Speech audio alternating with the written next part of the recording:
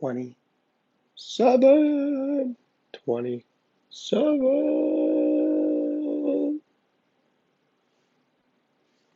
Okay.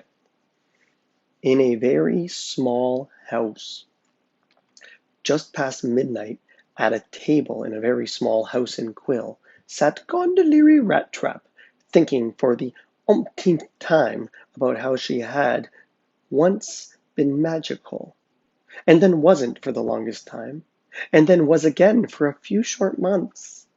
And now, because the man who created the magic had died, she had lost the ability once more. And here she sat puzzling over it, because something clearly wasn't right. She studied the components, and she had done many times, as she had done many times recently, and tried them out on a skinny stray dog she'd captured in a trap in her backyard.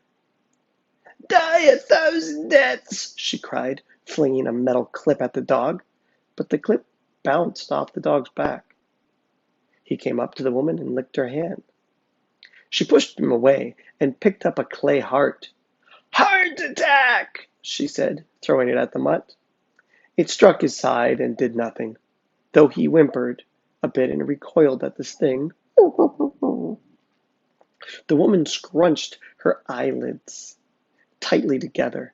She scrunched her fists, too, and dragged her arthritic knuckles along her eyebrows, stopping them at her temples and pressing in hard. This wasn't right. Not at all. When I was a girl, she said softly, trying hard to remember the creakiest of thoughts from a very, very long time ago, trying to remember how things were back then. When I was a girl. She opened her eyes and looked at her hands and at the useless components. She looked at the dog, who whined at her, and then she stood up. Go on, she snapped. She opened the door and shoved the dog out the side. Run off now. The dog stopped to lap water from the bucket that had been recently filled on the woman's front step. Get! She said, kicking at the dog, and the dog got. And then the woman looked at the water in the light of the moon. She dipped her hand into the water and lifted it up, watching it drip from her fingers to the dusty step.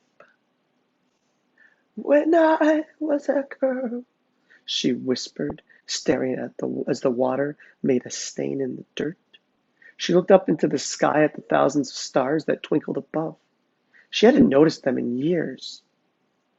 All she knew is that there were no clouds. There were almost never clouds in Quill. She looked at the water in the bucket again, and the element seemed to whisper to her. When I was a girl, it said. The old woman looked around, but there was nowhere anywhere to be seen at this late hour. She cupped her hand and dipped into the water to take a drink of it. It was warm. Warm like the rain had been on a hot summer day on Warbler Island more than 50 years ago. She'd been on the jutting rocks on a plateau halfway up to the peak, playing with her friends, who were magical too. But there was no Marcus today there. She was sure of that. She remembered the fun of it, standing on the slick stone as rain poured in sheets around her and her friends. How they'd shrieked and danced in it. She took another scoop of water in her hand and stepped into the yard. The water carelessly dripping from her fingers. She was wasting it, by Quill standards. In the dark of the night and the light of the moon, she held her hand to the sky and watched the shimmering droplets cling and quiver on the back of her hand, then fall to the parched earth. And she remembered. Finally, she remembered. She brought her hand down and then flung the water that remained into the sky with all of her might. As the drops flew through the air, she envisioned the scene.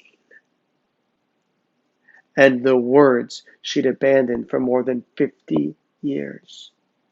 She cried out to the water, Make it rain! A moment passed, and the cloudless sky above the little house rumbled and sparked with light and life. The woman stood in the dirt yard in the center of the desert island of Quill, hands raised to the sky, eyes closed. The sky opened up above her tiny house, like the day on the rocks when she was happy and young and with friends. A triumphant cackle built and grew in her throat, filling the air. For now, pouring down on her and her small plot of land and her bucket of water on the front step of her little house in Quill, was all the rain of 500 years.